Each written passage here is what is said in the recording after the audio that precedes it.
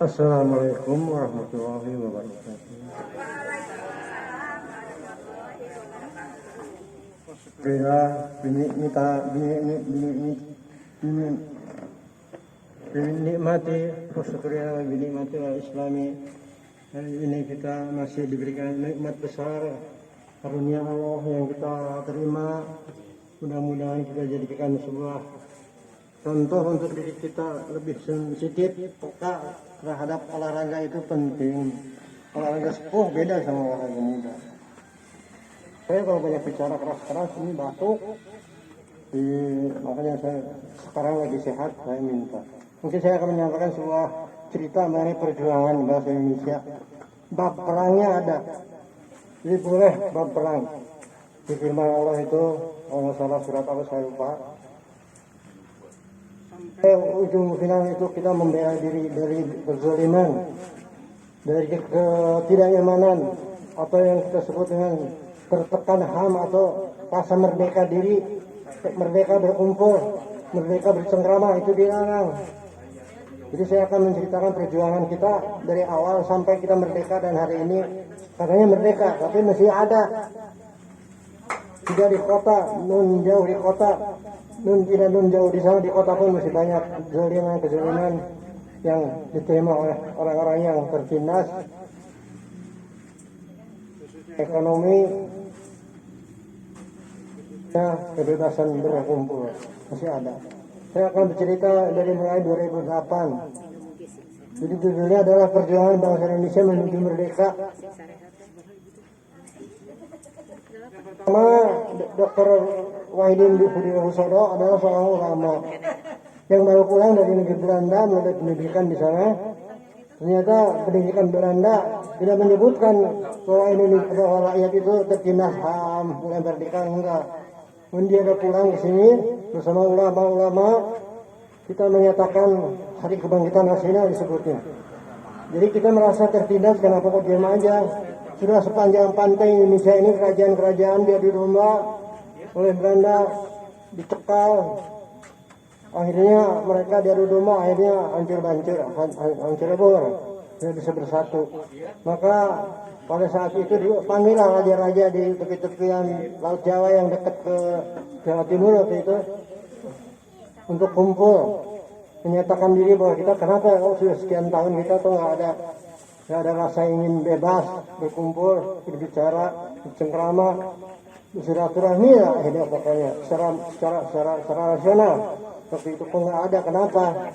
Mari kita kumpul, para ulama, para pejuang-pejuang, ulama. Jadi ulama yang lebih dulu mempunyai ide untuk ingin bebas, sudah ditertekan tuh ulama. Sebab ulama kita sudah berbagai suku diadu-adu. Nah sekarang ulama kita satukan melalui ikrar yang sama, Quran, hadis, bela diri, HAM. Nah dibawa ke sana forum itu. Akhirnya 2008 itu kita menyatakan diri bangkitan nasional. Kita bangkit dari penjajah, bangkit dari rasa tertindas. Kerajaan tanah Jawa mulai dari Jakarta sampai ke Kupang sampai ke Pacitan sana ada kerajaan. Sebenarnya di Kutai ada itu, Kutai negara, Perumahan negara, Sriwijaya, diundang semua. Belum di tanah Jawa, mulai dari itu di Garut itu kemudian Pajajaran, kemudian Kediri, ya tanah Jawa banyak lagi diundang bersama. Nah, kemudian kita menyatakan, ya betul, kita harus mempunyai harga diri. Kita ini sudah punya merah putih itu sejak jauh, sejak Diponegoro merah putih sudah ada, mari kita tegakkan. Nah, dalam satu suara waktu itu namanya Kebangkitan Nasional. Berjalanlah Kebangkitan Nasional itu bertahun-tahun. Mereka ber-PA-an gitu, zaman sekarang mereka melalui kurir-kurir. Dipimpin oleh Pak Wahidin Budiwahusodo. Kita terus diberikan masukan-masukan, kita harus tetap kuat. Sampai tahun itu kemudian tahun 27, 26, 25 sampai 30 bermunculan partai. Nah, dan dari forum pembicaraan pertama kita harus punya kekuatan itu partai. Relawan-relawan lokal dengan lambang, dengan bawa nama nama misi Islam waktu itu. Berdirilah partai PNI oleh Soekarno, SI oleh ulama, SSI, PSSI, semuanya partai syarikat Islam. Waktu itu PKI belum ada, ya. Kemudian partai-partai lain-lainnya. Yang pertama dari ulama dulu. Berdirilah partai. Kemudian merasa kuat, merasa banyak, diundang lagi oleh tokoh-tokoh Bangsa Nasional itu. Mari kita tempuh satu langkah, satu suara, satu bangsa, satu tanah air. Maka pada 1928 kita peringati sebagai Sumpah Pemuda. Mereka kumpul lagi membawa membawa rakyat yang tidak bersenjata. Maka kumpul lagi 1928 itu dengan nama hari Sumpah Pemuda. Jadi dalam waktu setiap tahun berbentuk kumpulan para pemuda. Kalau yang datang sesepuh tetap yang selalu diteror itu oleh penjajah itu diintai itu para ulama-ulama. Mereka diwakili oleh generasi keduanya yang tua-tua di rumah. Nah, maka berkumpullah 1928 itu dengan ikrar kita harus bersatu lebih kuat, menyatakan diri dengan nama Sumpah Pemuda 1928, satu tanah air, satu bangsa, satu bahasa. Jadi kita semuanya oleh itu orang luar negeri datang ke Indonesia tuh heran sampai hari ini di Indonesia kok bahasanya begitu luas, satu bahasa Indonesia. Kalau di negeri saya beda provinsi aja beda bahasa, kita bisa bersatu. Karena tekad kita menyatakan diri kita untuk ingin merdeka sebetulnya. Dan kemudian terus berjalan setelah itu melalui perjuangan. Akhirnya sampailah mendekati 1945, antara 28 sampai 45 itu kita mengadakan kesepakatan kita mulai berjuang melalui beberapa alat. Pertama, satu perjuangan diplomasi. Siapa pejuang diplomasi? Bapak Ibu kenal pejuang diplomasi yang masuk keluar penjara mulai dari Endeh, Bengkulu sampai ke mana-mana, Soekarno bersama rekan-rekannya Soeharto salah ngomong, Soekarno, Hatta dan pejuang-pejuang lain. Mereka keluar masuk penjara. Belanda sudah mulai mengetahui ujung-ujung dari hasil Sumpah Pemuda itu ini merdeka kita. Maka perjuangan diplomasi oleh Soekarno bersama teman-temannya berjalan terus. Ini merdeka, berani dia kumpul di bawah ancaman senjata, berani dia mengadakan pertemuan, mengadakan rapat-rapat biar ditolong senjata. Setelah selesai tangkap. Soekarno dibuang ke Bengkulu 4 tahun. Dibuang ke NTT 4 tahun. Hatta beda tempat sekian tahun. Kalau Soekarno di penjara dia membuat buku, ujung-ujungnya ya keluar dari buku itu memper dalam keinginan kita untuk merdeka dari bukunya itu. Lagi perjuangan bawah tanah. Di samping Soekarno keluar masuk penjara, bawah tanah berjalan terus. Siapa pemimpinnya? Natsir. Dia berjuang di balik layar-layar kegiatan lain. Pagi-pagi dia sebagai pejuang bawah tanah bekerja di kantor Belanda di administrator kereta api atau pos waktu itu kebanyakan. Kemudian perkebunan mereka berjuang sebagai diplomasi. Yang khususnya di kota-kota mereka mengawasi kegiatan Belanda dengan segala kegiatannya di sana, persenjataannya, kemudian strateginya. Dan yang ketiga, perjuangan bawah tanah ini sangat berjasa. Yang bekerja di kota itu mereka memberikan informasi pada Republik. Inilah yang menjadi ciri kita merdeka ingin, perjuangan bersenjata. Jadi ada diplomasi, ada bawah tanah, perjuangan bersenjata. Di semua pulau dari Jawa, Sumatera sampai Maluku kita berjuang bersenjata melalui pemimpin-pemimpinnya. Yang dipimpin di sana Jawa oleh Jenderal Soeharto Sudirman. Dan di Sumatera oleh Beberapa waktu itu belum menjadi penjahat ya, masih pejuang bersenjata. Kemudian di tanah Jawa sini ada beberapa banyak. Muhammad Toha ya termasuk diantaranya. Siapa lagi? Semua pulau ada. Menyatakan kita harus melawan mereka. Informasi dari mana? Kita punya informasi dari pejuang-pejuang bawah tanah tadi. Ya, memberikan informasi Jakarta kayak gini, Jogja. Khususnya kota-kota besar mengenai kelemahan dan kekuatan musuh waktu itu. Mulai dari Jawa Tengah itu namanya itu sekitar Magelang ke bawah sampai ke Solo, sampai ke Sudirman itu. Nah, perjuangan bersenjata ini sangat mencerminkan bahwa kita betul-betul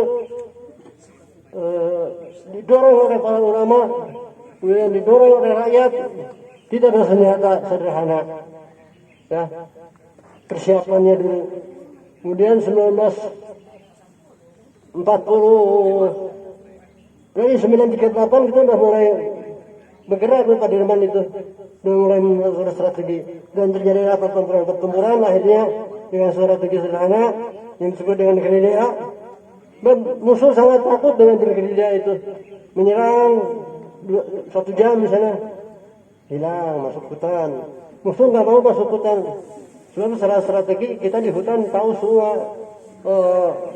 situasi. Kalau Belanda hanya di pinggir jalan aja, bawa meriam, bawa mencari merdeka 45 ke berapa 45 ke, kemudian hilang. Mereka bergerak lagi Belanda, serang di sana, serang sendiri. Yang sangat selalu tercerita dalam sejarah itu dari mulai ya Semarang itu, Semarang, Ambarawa, Ungaran, Ambarawa sampai Jogja itu perjuangan pertempuran yang sangat hebat. Ujung-ujungnya nanti ada di Pahlawan di Surabaya, Jakarta, ya banyak. Dan kemudian kita berjuang sungguh-sungguh ingin merdeka kelihatan. Akhirnya Belanda menambah tentara-tentara para jenderal ahli strategi perang. Kita juga banyak kita juga dipimpin oleh Jenderal Sudirman. Kita berperang dengan kondisi seadanya, menunjukkan bahwa kita merdeka. Dunia pun tahu. Pada waktu itu RRI sudah mulai bikin hubungan nasional, mulai gelombang radio udah mulai menyatakan bahwa kita ingin merdeka melalui perjuangan. Terjadi pertempuran di anu. Yang strategis, yang sangat mengerikan begini. Pagi-pagi si pejuang bawah tanah ini menjadi mata-mata. Sorenya dia masuk ke pejuang bersenjata. Besok harinya sudah ada dia wafat sebagai pahlawan. Pada waktu itu yang berjuang tidak hanya laki-laki saja. Tapi perempuan juga ikutan. Dia membawa bokor kiri kanannya, membawa mata kuda ke bokor, pergi ke medan perang, menjadi para seret, palang merah. Mereka berjuang. Banyak lagu-lagu perjuangan waktu itu tumbuh dengan inspirasi membangkitkan rasa merdeka kita. Ismail Marzuki, dia tokoh perjuangan, turut merasakan ini lagu perjuangan, mendukung kita. Radio waktu itu sudah ada akhirnya. Mereka berjuang istirahat mendengarkan lagu perjuangan. Itu yang digemuarkan terus. Hasil dari perjuangan itu akhirnya kita sampai kepada ingin merdeka. Perjuangan semakin dahsyat, semakin seru. Tokoh-tokoh nasional kita sudah pada dikeluarkan di penjara. Nah, mereka berkumpul di Jakarta. Peristiwa Rengkok dan Rengkok dan Takas Bitung. Itu mereka di sana dengan para pemuda. Jadi sebetulnya pemuda itu menculik Soekarno, ya, di Rengkas itu ke tempat membuat sebuah teks merdeka. Berselisih 2 malam. Teks coret lagi. Akhirnya kita menyatakan ini merdeka. Ya. Tapi sebelum itu kita kedatangan dari Jepang. Ya, Jepang itu 42. Indonesia. Perang Asia Timur Raya. Jadi seluruh dunia waktu itu perang dunia terjadi. Di Eropa, Jerman, gang-gangnya. Ya, Kemudian di tanah di Asia Tenggara, Jepang itu sampai ke Tiongkok menjajah, sampai ke hampir ke Hindia, ke atasnya Tiongkok terus ke atas, dan ke bawahnya kita Asia Tenggara. Jepang dengan kekuatan yang kecil tapi mereka berjuang besar dengan keinginan hatinya untuk menjajah itu sangat kuat.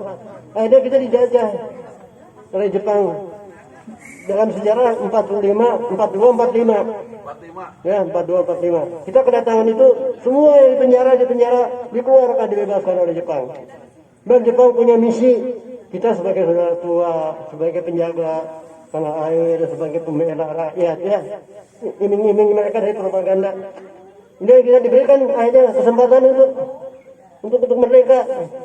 Pada akhir awal tahun 44 jadi dibentuk badan persiapan untuk merdeka. Aneh Jepang itu. Tapi dia dibalik kebaikannya itu sangat jahat. Dalam 3,5 tahun kita dikuras harta kita. Ya. Orang-orang di kota, di kampung semua diperas dengan pajak ini. Kumpulkan harta. Yang di kampung padi, sawah, sapi, muning, kerbau, ayam dibawa ke negeri dia. Ada tekniknya begini. Ada penyerangan udara katanya. Ayo semuanya rumput. Kalau tidak boleh keluar rumah, didengungkan itu hampir seminggu berapa kali. Sebetulnya kita lagi ngumpet, mereka membawa harta-harta itu ke sana, ke kapal dia, dibawa ke Jepang. Ya, mulai dari harta karena emas kita, timah, batu bara, sampai ke harta rakyat diambilin. Coba kita lihat Jepang sekarang begitu makmur, Belanda begitu makmur, kita curiga mereka itu 3,5 tahun lebih jahat dari Belanda. Jepang itu mengambil harta kita, bisa mengambil, bisa jadi kaya, sekarang makmur. Belanda sampai sekarang makmur terus, sudah 350 tahun sekarang harta kita ya bakal terus. Namun kita kemudian dia orangnya mau berharap mau makmur. Kita merdeka, berjuang seluruh negara Indonesia. Kita perang. Kemudian 45 tepat setelah Jepang kalah oleh Sekutu, vakum keadaan, kita menyatakan merdeka. Ya. Bubarkan penjajah. Kemudian kita menyatakan merdeka, radio sudah bagus dikumandangkan seluruh dunia. Kita merdeka hari itu. Memang kita mempertahankan kemerdekaan. Kita baru merdeka. Mempertahankan kemerdekaan sampai 49 kita masih diserang Belanda itu. Masih ada perang 10 November sebetulnya ya. Jadi kita baru merdeka aja, baru bebas. Mau makan pagi, karena sudah makan pagi jam 9. Merdeka. Kemudian presiden pertama diangkat oleh rakyat, Soekarno-Hatta sebagai pemimpin waktu itu. Dengan ini jangan nyatakan merdeka, hal sesuatu yang kita indahkan, kita tes merdeka begitu ya. Di bawahnya atas nama bangsa Indonesia Soekarno-Hatta. Merdeka hari itu kita nikmati seluruh dunia, Indonesia, dunia mendukung, kita gembira sementara. Masih ada cerita sampai 10 November sampai hari ini kita belum merdeka. Nanti kita cerita mengenai kemerdekaan kita kapan, kita tahu. Terima kasih atas perhatiannya, semoga menjadi bagian. Kemudian makna dari perjuangan itu buat kita dilihat dari analis agama, dari kemerdekaan politik apa. Itu belum saya sebut. Kita baru merdeka aja. Ya, setelah kita belum merdeka setelah hari ini belum. Masih tertindas. Pensiunan aja saya guru dan naik pensiun tertindas. Dipotong sekian, istri saya meninggal. Dipotong jadi kurang dijasari jauh pisan, ya, dan saja kaya oleh mereka yang berkuasa. Coba yang baca di WA Soeharto